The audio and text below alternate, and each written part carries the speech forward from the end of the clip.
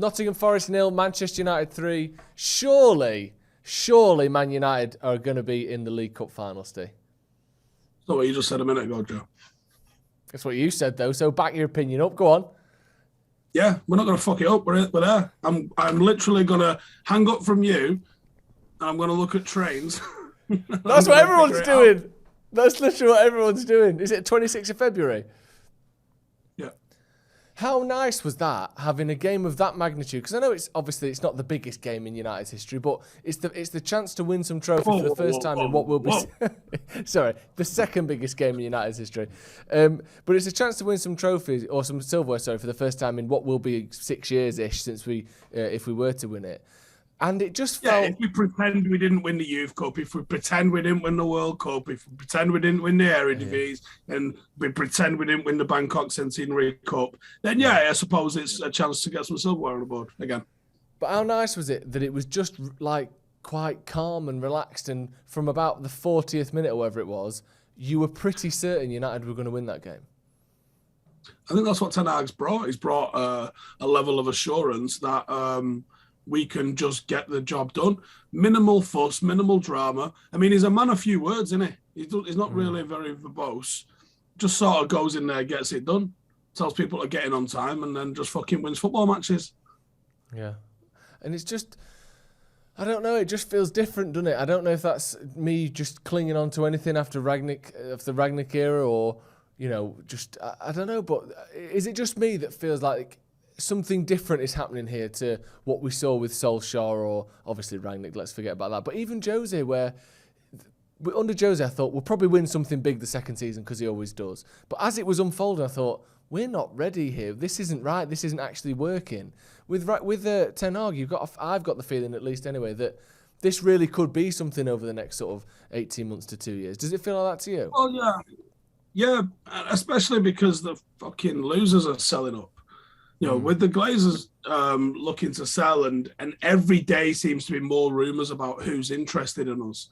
I think if we get a good owner in that's willing to actually invest, and I mean invest, people are going to say the Glazers have spent money, they haven't invested.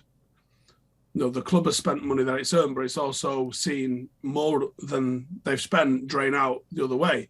I'm talking about an actual investment from an owner.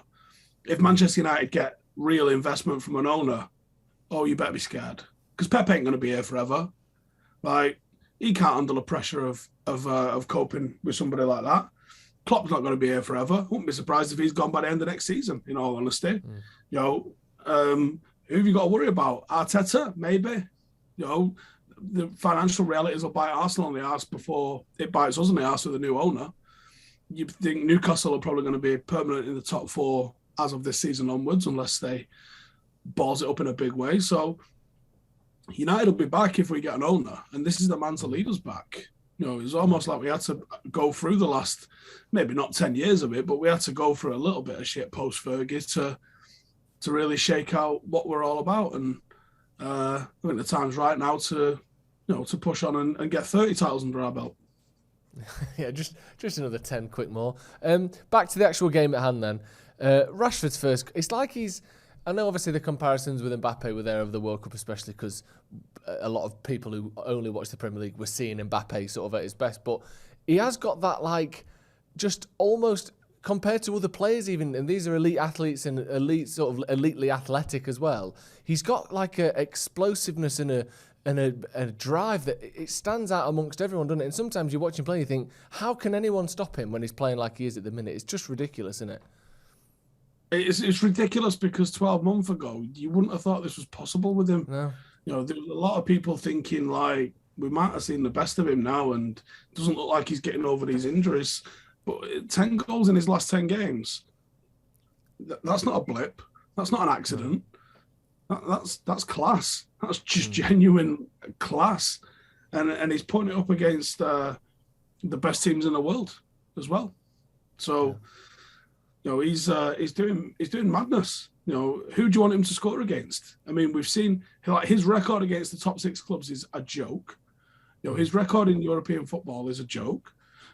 His record for England is actually pretty impressive. And if he got played more than 18 minutes, he probably would have scored some goals against some pretty big teams in the World Cup as well. You know, the dude's on fire at the moment. It's a joy to watch. And that goal was so close to a tribute to what Ryan Giggs did in 1999. Yeah, even the way he skipped into the box, it was, and we're wearing white. He should have binned off his new thingy celebration and took his shirt off. That would have been the way to do it. That would have been good. Weghorst as well, I thought tonight, to be honest, I thought we saw some good signs from him against Arsenal, and obviously that was a loss and all that, but I thought he held the ball up well and brought the people in. I thought tonight he continued that, and obviously adding the goal as well. Even if we know he's not a top striker, we know he's a stopgap, all that, having him in form and goal-scoring form is only a good thing for United, isn't it? If he continues this, so he scored tonight, that's his third game. If he continues to score and he scores 1 in 3, I'll be well happy with that. Yeah. Well happy with that. Because that's what I sort of expect him to be coming out with.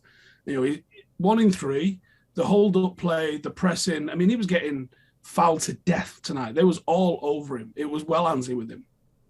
And I think that's what he offers. He offers someone that occupies centre-halves. He obviously gives us a target in the middle. He got his head on a couple of things that he didn't actually direct properly, but yeah, I think he'll probably deliver on 1 in 3, but I also think his hold-up play, his link-up play, and his pressing from the front is going to add a bit of an extra dimension to us. Something that Piers Morgan will never understand. We saw that goal as well. I thought Casemiro in the build-up to that was brilliant. It just shows again just how good he is, doesn't it? Like it's one of those things that I can't. Again, it's almost like Rashford at the minute, but obviously Casemiro's kind of been at this same level for nearly a decade now, or certainly 7 or 8 years. It's like every single week he does not just 1 or 2 things, like half a dozen things where you go, Jesus, that was like he's so consistently excellent. I know he makes mistakes, but he does great things so often, doesn't he? Yeah, I love watching him because, like I said, he reminds me of Roy Keane, and I think a lot of today's generation don't really know what Roy Keane was about. And you can watch YouTube videos if you want. It's not the same. It's not going to tell you what Roy Keane was like. It's not like watching Roy Keane for years of 90 minutes of him just doing the right thing week in, week out. Just decision-making, that was flawless. Just every week. And, people think, all right, Roy Keane, so he bollocks his teammates and he set the stuff. No, that wasn't Roy Keane. Roy Keane was like a 96% pass accuracy kind of guy. Like, if you actually go and listen to United players of the time, and they're like, Roy Keane was the best passer of the ball. Roy Keane had the best touch. Roy Keane didn't make mistakes. And he would, he'd turn around and pass it back to the centre-halves if he was under a little bit of pressure, because he knows it's not worth the risk, and he knows football. And that's what I get with Casemiro. Like, the football IQ of the guy is off the charts. And that's why he looks so calm all the time. And that's why John Terry was a shit defender, by the way. Like, that's why Steven Gerrard was a fucking shit midfielder, because they're cutting about the place, running around because they're in the wrong position. The truly elite can walk around the place because it's under control, because they know where this possession's going to be lost and they know where to put themselves to sweep up. And that's the bit that reminds me so much of Roy Keane. It was just like, it can look effortless because they're just so in control of everything that's going on. Cantona had the same sort of thing going on. Rarely did he have to charge around the place like Fred, because he was invariably just sort of in the right position. You know that it came to him.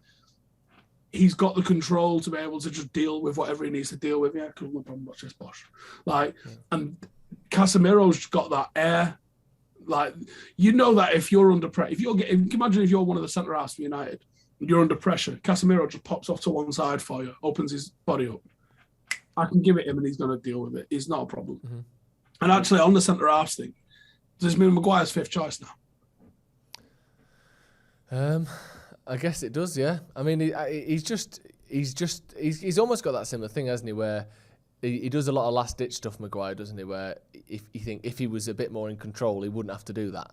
Almost in that sort of John Terry vein where you're like, what an amazing tackle, but actually he gave the ball away 20 yards up the pitch, and he shouldn't really have to do that. Martinez was brilliant. I was on more about the fact that Lindelof selected.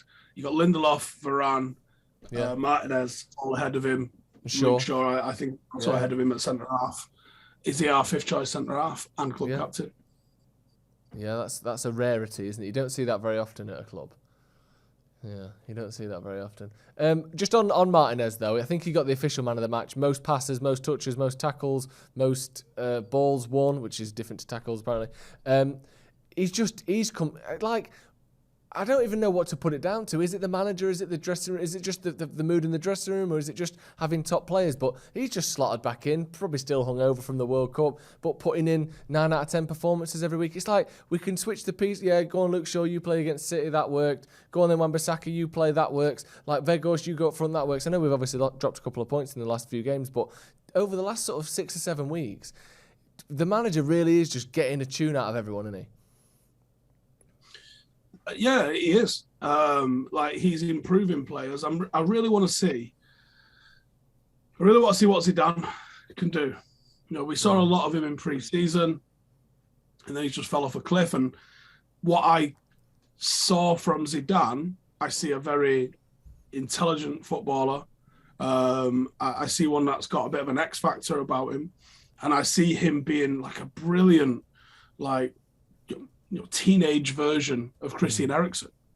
Perhaps not the same level, but who better to try and learn off than Casemiro and Eriksen to play in that sort of deeper playmaker role. And I'm a little bit disappointed that we haven't seen him kick on and come into the team, especially when you've seen McTominay dropping in the poor performances that he has. And we've had games where we have been comfortable late on in the game. And I just think if we'd had somebody, I mean, I'm not saying you could have gone to the Emirates and started Zidane, but we haven't even seen him. And the same sort of thing with Pellistri. Like tonight, I thought he showed some really good flashes. Enough flashes where you would start thinking he needs to start starting over Anthony? No, probably not. But enough where you go, well, he's earned 20 minutes at the end of a game here. Same way Garnacho seems to be sneaking in. And every time he comes on, he's sort of performing. I'd love to see Pellistri go and do that, and I'd love to see Zidane go and replicate that as well. And I think that's what should happen now over the last 4 or 5 months of the season, is we should see these sorts of fringe players come in and get minutes. And I could say the same with Mengi as well. Are you going to start Ted and Mengi? Certainly not in a league game. Probably not in a Europa League game. Now it's Barcelona that you're facing.